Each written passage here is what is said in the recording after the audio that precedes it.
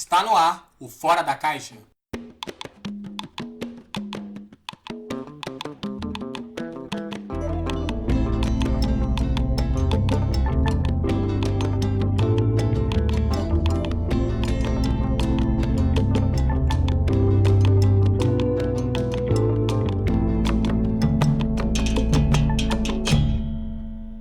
Povo preto, sejam muito bem-vindos a mais um episódio do podcast Fora da Caixa. Eu sou Wesley Faustino, @elfaustino nas redes sociais, Instagram e Twitter.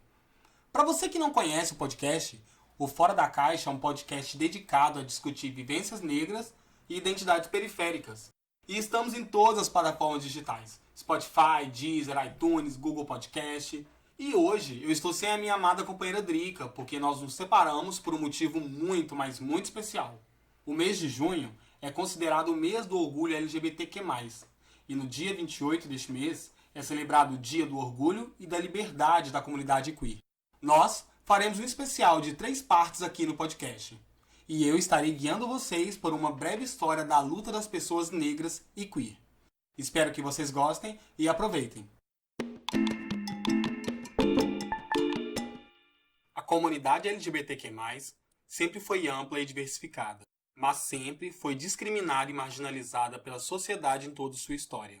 Ao longo de séculos, a sacramentação religiosa e a criminalização levaram várias pessoas a viverem marginalizadas, clandestinas em suas próprias vidas. É importante lembrar que grande parte das constituições dos países do mundo garantem à sua população direitos, mas não à população LGBTQ+. Através de leis proibitivas e castradoras, diversos países conseguiram ao longo de séculos punir e deslegitimar a luta pelo acesso de toda uma comunidade. A justificativa? O preconceito. Nos Estados Unidos, durante a década de 1950 e 1960, a existência de um sistema jurídico anti-homossexual dificultava a ascensão da luta em grande escala, pois a punição poderia ser a prisão. Em outros países, no mesmo período, a homossexualidade era punida com morte, o que vigora até hoje em diversas nações. Sobre um sistema opressor, o que realmente deu força a toda uma comunidade para lutar pelos seus direitos? Ao amanhecer do dia 28 de junho de 1969, em um bairro de Manhattan conhecido como Greenwich Village, ocorriam manifestações de membros da comunidade queer. Esse fatídico dia seria conhecido na história como o início da rebelião de Stonewall, um marco no início da luta pelos direitos civis da população LGBTQ+, nos Estados Unidos e no mundo. Para evitarem a violência e a intolerância, as pessoas frequentavam bares marginalizados em algumas regiões das cidades, principalmente das grandes metrópoles. Eram lugares perfeitos para a diversão e exaltação da feminilidade. Drag queens, gays, lésbicas, trans, todos utilizavam desses espaços para vivenciar suas vidas durante as noites, com shows e muita luz. As ações de coerção por parte da polícia sempre foram truculentas, porém, naquela madrugada, com o intuito de fechar o bar de forma permanente, utilizaram de policiais disfarçados para promover a identificação de pessoas e também ações violentas direcionadas aos frequentadores do lugar. Em Stonewall, a polícia isolou, cercou e prendeu as dezenas de pessoas que ali estavam sem aparente motivo. Toda essa ação, pautada em violência e discriminação, causou bastante desconforto naqueles que ali passavam, e muito mais na comunidade queer de Nova York, que já estava saturada de tamanha opressão ao longo dos anos. A violência policial e a falta de justiça já era conhecida em toda a comunidade queer de Nova York. A partir desse momento, a comunidade se uniu em todos os bares da reunião e aos arredores de Sheridan Square Park, em frente ao Stonewall, e começou um ato que duraria 6 dias. A aglomeração culminou na primeira marcha do orgulho LGBTQ, que caminhou mais de 50 quarteirões até o Central Park. Era a primeira vez na história que a comunidade saía do gueto e se apresentava abertamente para a sociedade conservadora americana, em toda a sua diversidade. Muito do sentimento de revolta foi alimentado pelas manchetes dos jornais na época e pela forma como a revolta foi retratada pela mídia da cidade de Nova York. Manchetes com o título "Ninho gay invadido, abelhas rainhas estão ferroando como loucas", foi a manchete na manhã do jornal The New York Daily News. Nos Estados Unidos, podemos dizer que os anos de 1960 foram marcados por muitos acontecimentos. A economia florescia graças às políticas do New Deal e o estado de bem-estar social. O movimento hippie pregava a paz, a convivência harmônica entre os seres e estava experimentando uma liberdade sexual. Ao mesmo tempo, surgem vários levantes sociais dispostos a promover mudanças radicais nas leis do país. O movimento negro começa a se organizar politicamente contra a discriminação imposta pelas leis Jim Crow e em busca dos direitos civis que lhes foram negados durante a abolição. Luther King Jr. tinha ao seu lado como conselheiro um fiel amigo e assumidamente gay e ativista pelos direitos civis dos negros, Barnard Rustin, que teve um papel fundamental nas marchas de Washington rumo à liberdade.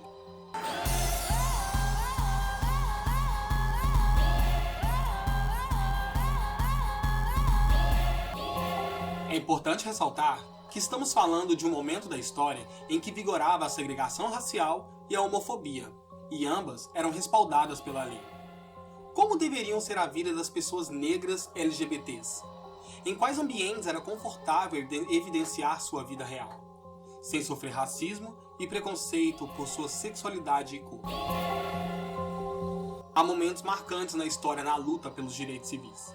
A luta para combater a desigualdade sempre será forte e constante. Mas algumas pessoas marcaram e ainda marcam essa luta. Durante Stonewall, uma figura negra e queer despontou na rebelião, uma drag queen, trans afro-americana, Marsha P. Johnson. Marsha P. Johnson foi uma mulher trans que alternava entre o trabalho nas ruas de Nova York e também em ser uma excepcional drag queen durante a década de 60. Marsha viveu em um período que a fazia sempre estar em vulnerabilidade. Afinal, ela era trans, negra e drag. Estar fora do armário publicamente sobre sua identidade queer é revolucionário até nos dias de hoje. Mas para Marsha, vivendo na época em que ela viveu, foi um ato de extrema bravura. Ela andava na rua completamente montada de drag e era reconhecida por ser aberta sobre sua identificação como pessoa queer, algo que não passava despercebido, mesmo que parte da atenção recebida fosse negativa. Em grande parte da sua vida adulta, ela viveu nas ruas da cidade, mas mesmo assim ajudava outras pessoas trans a conseguirem abrigo, atuando na ONG STAR, Sweet Travesty Action Revolutionaries, revolucionárias da doce ação travesti. A ONG STAR era um dos maiores orgulhos de Marsha. A ONG, fundada em parceria com sua amiga Sylvia Rivera, outra notável mulher trans, passava por constantes dificuldades financeiras, mas mantinha constante dedicação a abrigar a comunidade mais marginalizada. O próprio artista Andy Warhol a fotografou e a colocou numa série de retratos chamados Ladies and Gentlemen, sobre pessoas transgêneros. Entretanto, ela não pôde ver a exposição, já que o lugar onde o evento foi sediado não deixou que ninguém com sua aparência pudesse entrar.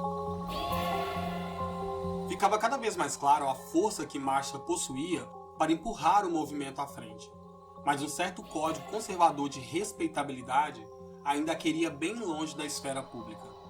Mas Marsha ficou conhecida na história pela sua atuação durante as manifestações derivadas do acontecimento em Stonewall. Naquela noite, quando a polícia tentou prender os clientes, algo mudou. Eles lutaram. Liderando essa briga e alegadamente atirando o primeiro copo contra as viaturas policiais, estava Marsha.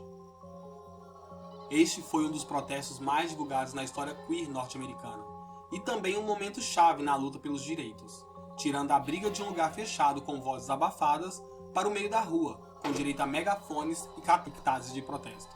As manifestações de Stonewall trouxeram uma grande visibilidade para a causa queer, gerando manifestações em todo o país. As paradas para celebrar o orgulho e a diversidade estavam ganhando força e assumindo seu papel ao demonstrar como éramos muitos e tínhamos anseio em sermos felizes. Atuando a favor dos seus antes e depois de Stonewall, não há dúvidas que Marsha P. Johnson foi uma militante que tomou a frente das manifestações juntamente com Sylvia Rivera, liderando os jovens que estavam nas ruas. Mas mesmo lutando por todos, Marsha, entre outros membros da comunidade queer, sempre sofreram preconceito da sua própria comunidade, por serem travestis, negros, afeminados e drags. grande parte da comunidade gay não era ou é aceita. Estão ainda mais à margem do que todas as outras pessoas não brancas. Marsha se via lutando por direitos que talvez jamais fossem seus. Marsha P. Johnson foi empurrada do caminho várias vezes para que homens brancos e cisgêneros roubassem a cena do movimento queer. Muitos gays tentaram empurrar drag queens e pessoas transgêneros para fora da comunidade, mantendo-as o mais longe possível do foco. Eles acreditavam que pessoas como Johnson dariam uma imagem ruim ao movimento e tentaram banir todas as pessoas trans e drags da Parada do Orgulho em 1978. Em resposta, Johnson juntou-se a Rivera, segurando um cartaz e andando em frente à marcha organizada para aquele ano, liderando a parada. Era outro momento onde agora se manifestavam contra algo que haviam lutado para conquistar. Ainda que seja fácil fingir que essa atitude preconceituosa esteja no passado, está claro que estamos falando de privilégios cisgênero e branco, que ocupam os lugares de outros e os devolvem para a margem da causa. Em um relato de Silvia Rivera, que ajudou a iniciar e fortalecer o movimento ao lado de Marsha, o próprio Stonewall não era bem um espaço receptivo com drag queens, travestis e negros. É importante notarmos nessa parte do depoimento que mesmo em uma região considerada submundo de Manhattan, havia muito pouco espaço para mulheres trans e drag queens. Marsha sempre se orgulhou da mulher negra incrível que era. Como drag, se orgulhava de encantar. E como militante, sempre defendia aqueles que precisavam dela. O máximo de reconhecimento que ela teve ainda em vida foi ver a produção do documentário sobre sua vida, Pay It No Mind, Pague ou Não Se Importe, expressão usada por ela para descrever o P de seu nome e responder às pessoas que perguntavam sobre o seu gênero. O documentário foi feito por um grupo de amigos. Marsha faleceu em 6 de junho de 1992, antes mesmo do documentário ser finalizado. Seu corpo foi encontrado no fundo do rio Hudson, com a polícia afirmando o mais rápido possível que a causa de sua morte havia sido suicídio. Entretanto, seus amigos afirmam que ela não tinha tendências suicidas, e relataram na época que Marsha foi perseguida e assediada logo após a Parada do Orgulho dias antes. Marsha também foi lembrada de forma totalmente errônea pelo diretor alemão Roland Emmerich, no filme Stonewall, de 2015. Emmerich adaptou a saga da Noite Histórica. Mesmo com muitos fatos históricos para poder adaptar, o diretor escolheu inventar um roteiro por pura conveniência. Ao invés de se aprofundar nas ricas histórias de pessoas que realmente existiram, Roland trilhou o caminho mais usado por Hollywood e embranqueceu a história o máximo que pôde. Ele criou um personagem gay, branco e cisgênero chamado Danny Winters, fazendo com que o filme focasse em seus problemas e o mostrasse arremessando o primeiro tijolo da Revolução. Um momento monumental foi roubado da pessoa que provocou tudo aquilo, Marsha P. Johnson. Não poderia estar mais óbvio que não havia nenhuma razão para a comunidade queer tentar apagá-la, a não ser por racismo, classismo, transfobia e sexismo. Ela teria sido uma incrível representante para o movimento, além de ter inspirado as pessoas ao seu redor. Marsha P. Johnson viveu em um momento único na história. Os negros estavam lutando pelos seus direitos civis. Uma mulher trans de cor que participou e incitou revoltas e também foi uma profissional do sexo. Johnson é tudo que o movimento queer tem tentado fingir que não existe. Ela era tudo do que ele deveria ter orgulho. Em 2019, o prefeito de Nova York, Bill de Blasio, anunciou que a cidade terá um monumento em homenagem a Marsha e Sylvia. A estátua ficará na Praça Rudy Wittenberg, bairro de Greenwich Village, muito próximo a Stonewall. A luta de Marsha e Sylvia deve sempre ser lembrada. A ONG Star, a GLF, assim como outras que surgiram na época, estão unidas para juntas fazer valer projetos de leis para toda a comunidade da cidade. A luta de Marsha e de muitos outros iniciaram uma longa corrida por direitos e mudanças nas leis dos Estados Unidos, ao longo de muitos anos. Desde Harvey Milk ou até a criação da bandeira do arco-íris por Gilbert.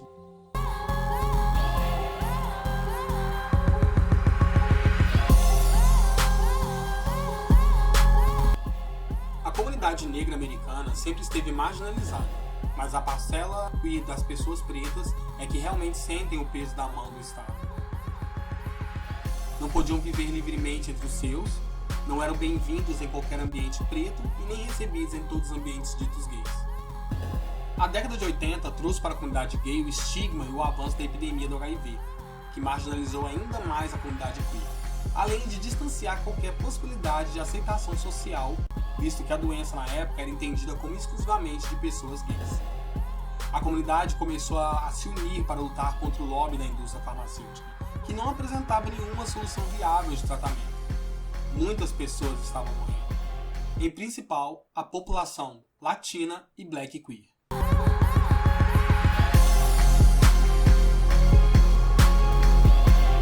A comunidade queer sempre foi excluída e também excludente.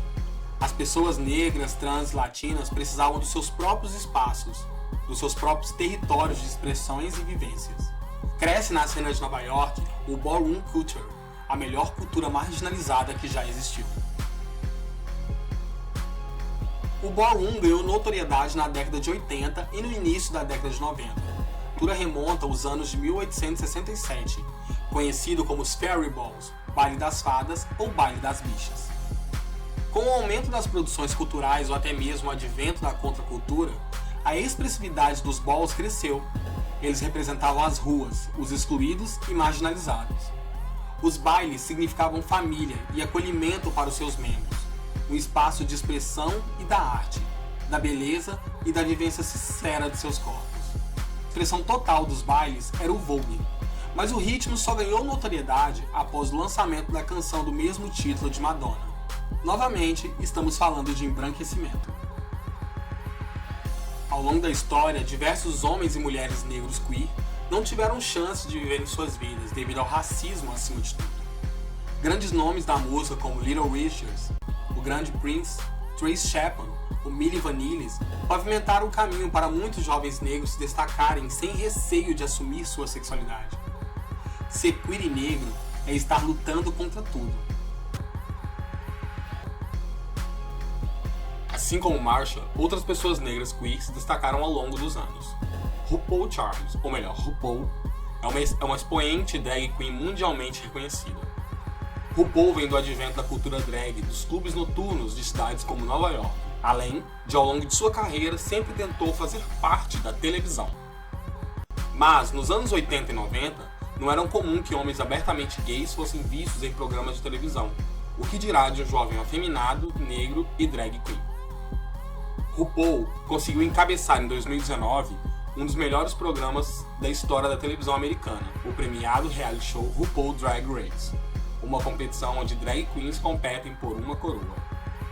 RuPaul já se envolveu em diversas polêmicas, principalmente quando o assunto é transexualidade, o que lhe rende bastante aversão por parte da comunidade queer. Mas é preciso destacar a importância que ele tem para a cena e a construção de uma nova cultura, ao ganhar 2 prêmios Emmys para o show, e ao revelar tantos talentos e artistas para o mundo como Bob the Drag Queen. Ao lado de RuPaul se encontra um excepcional ator e um ícone fashion, Billy Potter. Como um homem gay empoderado que é, Billy sempre esteve nos palcos como uma presença forte em musicais, o que o levou a receber o prêmio Tony, o Oscar dos musicais pelo musical Kinky Boots, em 2013. Billy também fez parte das produções como American Horror Story e The Get Down, mas foi com seu papel como incrível Pray Tell na série Pose que Billy se destacou e ganhou o Emmy na categoria Ator em série de drama. Um feito, afinal ele foi o primeiro gay a receber o prêmio nessa categoria. Mas a sua marca é a extravagância de seus looks. Billy mostra no tapete vermelho que masculinidade e feminilidade pode estar presente em um único corpo. E está na hora da gente se desconstruir como é se vestir. No mundo da música, podemos destacar diversos músicos que marcaram época. Little Richards, o grande Prince, mas atualmente, Frank Ocean merece um lugar de destaque. Sua carreira teve início sendo compositor fantasma para diversos músicos conhecidos, como John Legend. Ao chamar a atenção pelo seu talento incontestável, demonstrado em suas mixtapes, Kanye West e Jay-Z o convidaram para colaborar no álbum de cada um. Além de produzir diversas faixas para Beyoncé, Frank começou a ser presença considerável em grandes festivais como Lollapalooza e Coachella, mas ele chamou mesmo a atenção a revelar ser gay. Afinal, um homem negro no mundo do rap e do hip hop se assumindo gay era algo novo, pois no mundo da música sua sexualidade pode fazer a diferença. Não se intimidou e emplacou o álbum Blonde, estreando como um dos mais vendidos na semana nos Estados Unidos. Frank Ocean ocupa um espaço de destaque na música negra. Sendo um homem gay, assim como Lil Nas X, eles podem ser importantes para a transformação do mundo na música, principalmente no que tange a sexualidade no rap e no hip hop. E não menos importante, outra figura histórica black queer também é preciso ser lembrada aqui: James Baldwin. Era um romancista, poeta, novelista, dramaturgo e ativista negro americano. Baldwin era considerado um homem complexo e vulnerável. Em produções como Nota de um Filho Nativo, ele explora as complexidades da sexualidade e das distinções raciais da sociedade americana do século XX. Temas de masculinidade, sexualidade, raça e classe se entrelaçam para criar narrativas complexas, que correm paralelas a alguns dos principais movimentos políticos em direção à mudança social da América na metade do século XX, como o movimento dos direitos civis e o movimento de libertação gay. Como tal, grande parte dos protagonistas das obras de Baldwin são frequentemente, mas não exclusivamente, afro-americanos. Baldwin viveu no bairro de Greenwich Village e conviveu com atores como o famoso Marlon Brando, com o qual teve amizade por muitos anos. Após estar em seu processo de descoberta enquanto homem gay, James também se deparava com a segregação racial, e ele as enfrentava em lanchonetes, contrariando todo o sistema. Cansado de toda a arrogância e petulância, ele se mudou para Paris, para fugir de sucumbir ao desespero de ser considerado apenas um negro. Na França, se envolveu no radicalismo da cultura da margem esquerda. Baldwin deixou para a literatura diversos tesouros, como ensaios e romances. Evidenciou em suas obras a mazela social e hipócrita americana, bem como a profundidade do olhar de um homem gay à frente de seu tempo.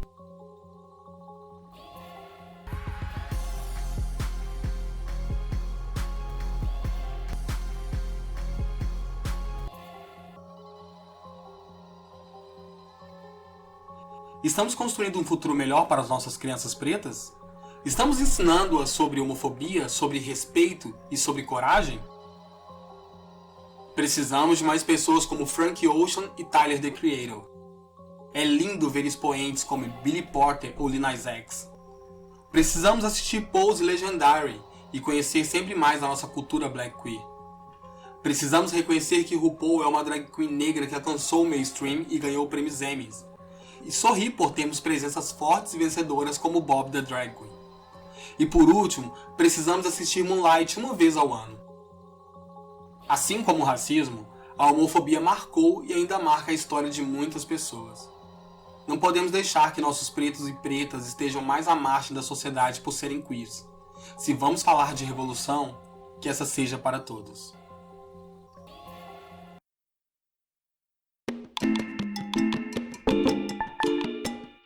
Agora é o de preto para preto. O de preto para preto é aquela parte do podcast que a gente traz uma indicação para você. Um filme, um livro, uma música.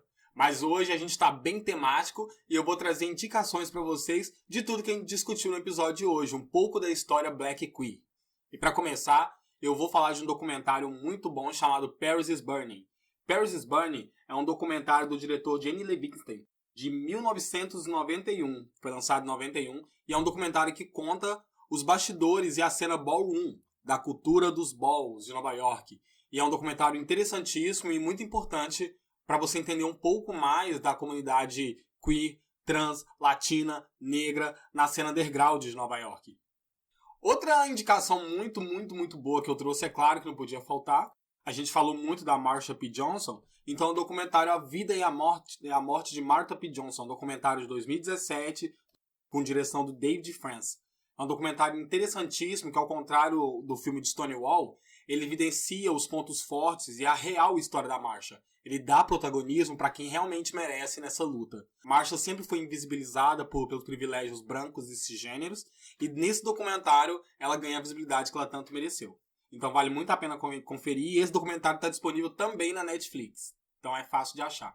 Eu quero indicar também outro filme que chama Still Black, A Portrait of Black Trans Men. É um filme, é um documentário de 2008, na verdade, do diretor Ryan Ziegler. E ele é muito bom, é um documentário que conta o processo de transição de um homem trans, negro, em um período muito complicado da vida nos Estados Unidos. Então vale muito a pena ver. E é um documentário de 2008. A próxima indicação, e é claro que não podia faltar, uma das melhores séries já produzidas pela FX, a série Pose.